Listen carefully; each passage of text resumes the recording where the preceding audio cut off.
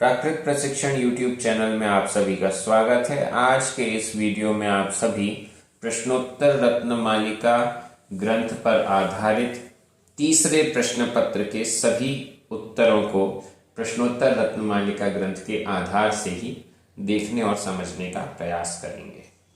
चलिए प्रारंभ करते हैं। प्रश्न क्रमांक 1, प्रश्नोत्तर रत्न मालिका के कर्ता किस उपाधि से अलंकृत थे? 4 ऑप्शन है, देवर्षि, राजर्षि, महर्षि, योगर्षि। ये तो बड़ा सरल है और कई बार इस प्रश्न का उत्तर हमें प्रश्नों में ही प्राप्त हुआ है। राजर्षि अमोघ वर्ष इस ग्रंथ के कर्ता हैं। तो ये जो राजर्षि उपाधि इन्हें प्राप्त हुई है या इन्होंने स्वयं ही प्रयोग की है अपनी पहचान की दृष्टि से, तो इस प्रश्न का सही उत्तर है बी, राजर्षि। दूसरा प्रश्न, निम्न में से किसको जड़ता कहा गया है?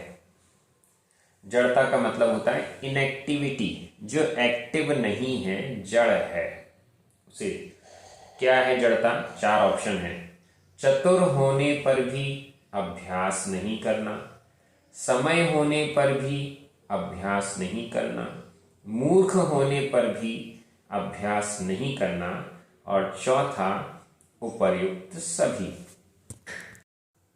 श्लोक क्रमांक 11, किम जीवित मनवद्यम किम जाड्यम पाटविप्यनभ्यासः। किम जाड्यम, जाड्यम जड़ता।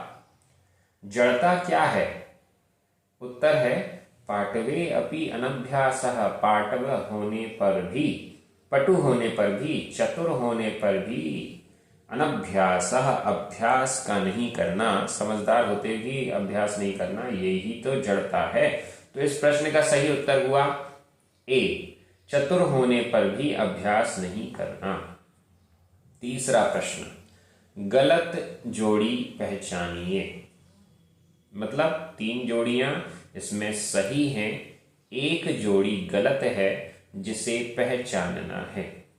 सत्य, प्राणी हित, प्रेय, जीवों के प्राण, वचनों का भूषण, सत्य, और चौथा दान आकांक्षा सहित। श्लोक क्रमांक 13, किम सत्यम भूतहितम। सत्य क्या है? भूत हित, प्राणियों का हित। तो पहली वाली जोड़ी सत्य प्राणी हित, ये तो सही जोड़ी है। किम प्रेयः प्राणिनाम असवः। किम प्रेयः, प्रेय क्या है, प्रिय वस्तु क्या है? प्राणिनाम प्राणियों के, असवः असु यानी प्राण, प्राणियों को अपने प्राण प्रिय हैं। तो यहाँ प्रेय जीवों के प्राण, ये बी वाला ऑप्शन भी सही है। अब पहुंचिए श्लोक क्रमांक 14 पर। यहां पर किम वाचाम मंडनम सत्यम। वाचाम वचनों का मंडन, वचनों का मंडन यानी भूषण, आभूषण, वचनों का आभूषण किम क्या है? उत्तर है सत्यम। तो हमारा तीसरा ऑप्शन भी सही है। चौथा ऑप्शन दान आकांक्षा सहित। 14 नंबर श्लोक में ही किम दान मनाकांक्षम। दानम किम, दान क्या है? अनाकांक्षम, आकांक्षा से रहित होकर जो दिया जाता है वही सही दान है। तो यहां जो चौथा ऑप्शन है दान आकांक्षा सहित, यह गलत जोड़ी है। तो इस प्रश्न का सही उत्तर हुआ डी, दान आकांक्षा सहित। चौथा प्रश्न, किए हुए उपकार को जो मानता नहीं है उसे क्या कहते हैं? किए हुए उपकार को जो नहीं मानता, भूल जाता है, उसे क्या कहते हैं? 4 ऑप्शन है, कृतज्ञ, कृतघ्न, कृत अकार्य और कृत कृत्य। इन शब्दों के अर्थ देखेंगे तो हमें ये क्लियर हो जाएगा। कृतज्ञ और कृतघ्न। कृतज्ञ किए हुए को जो ज्ञ यानी जानता है वह है कृतज्ञ, और कृतज्ञ किए हुए को जो घात कर देता है, नष्ट कर देता है, नष्ट हनन कर देता है, वह है कृतज्ञ। कृत अकार्य, जिसने अकार्य को किया है वह कृत अकार्य है, मतलब जो नहीं करने योग्य कार्य को करता है वो कृत अकार्य है। और कृत कृत्य, कृत्य यानी करने योग्य जो भी है उसको जिसने कृत कर लिया है, करने योग्य को जिसने कर लिया है वो कहलाता है कृत कृत्य।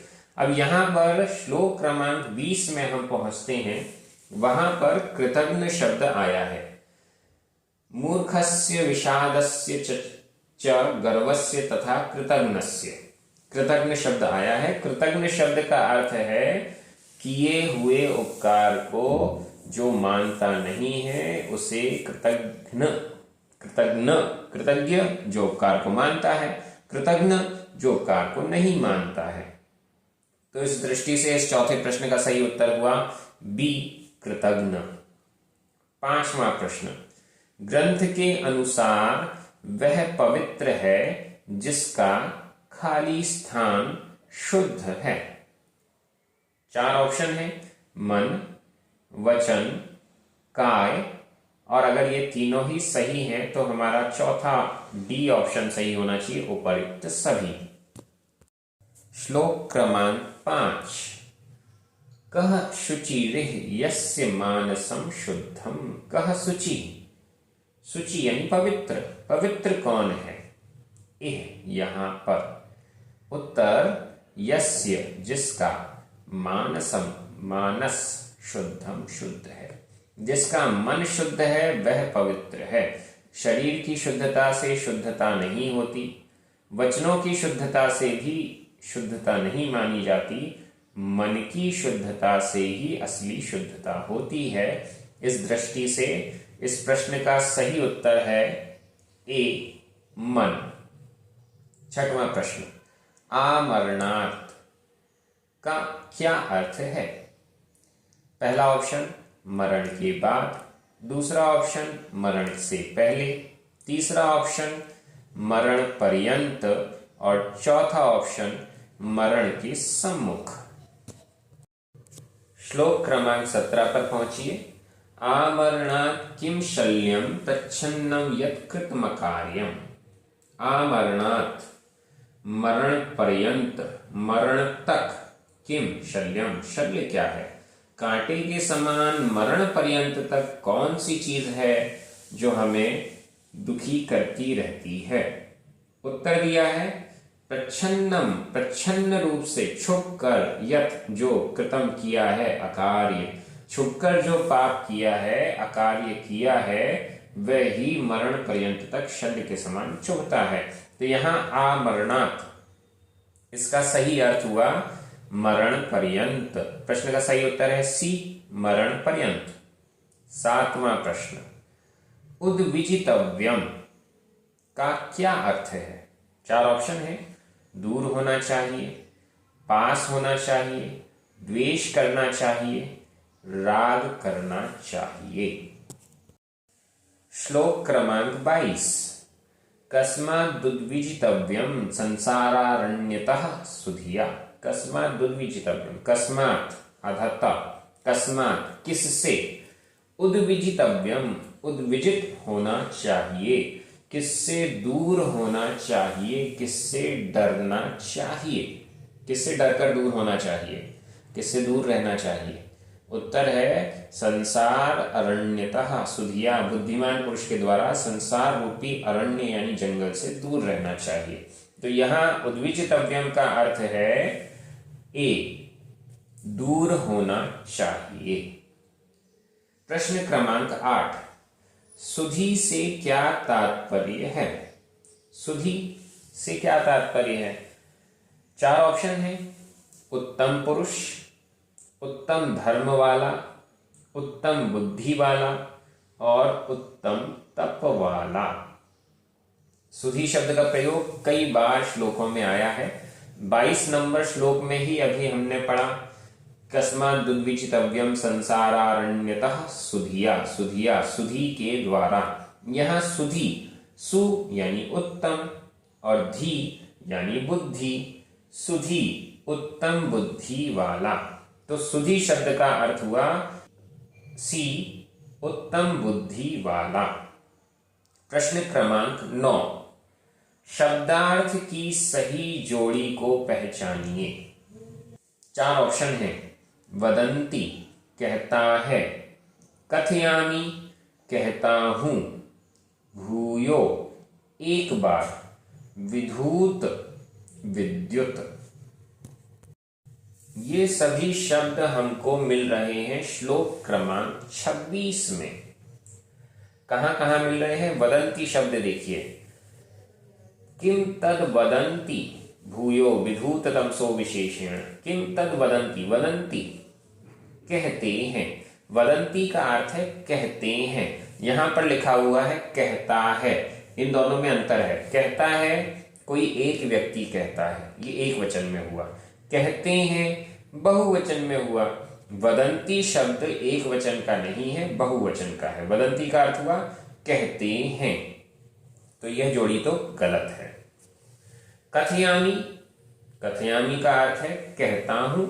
चिंतामणिरेव दुर्लभ मिह ननु कथयामि चतुर्भद्रम। चतुर्भद्र को, चार भद्र को कथयामि कहता हूं।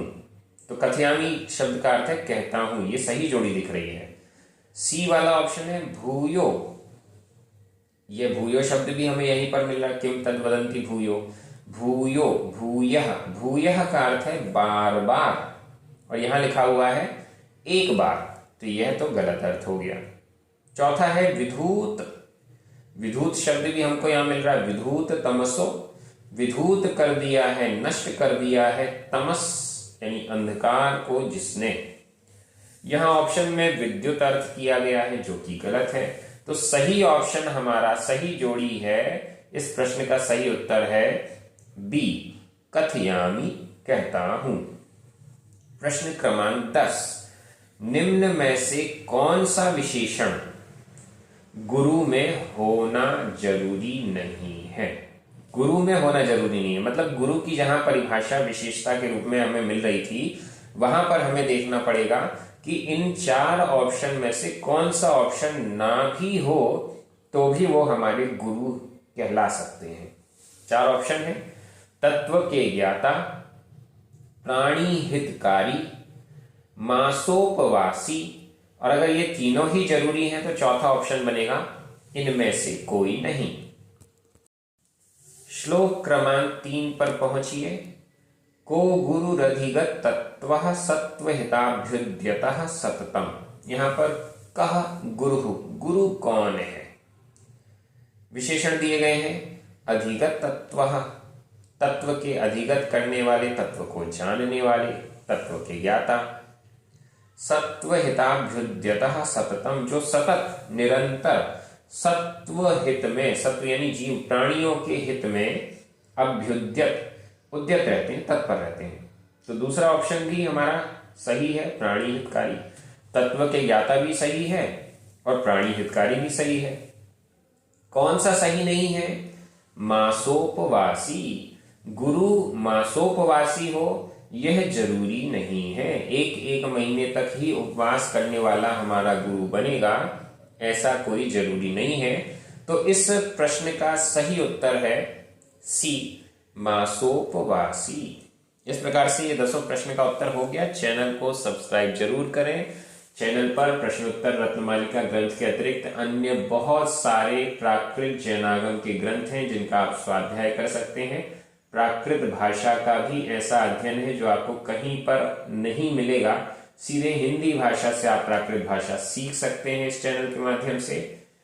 लाभ अवश्य लें। सभी को जय जिनेंद्र।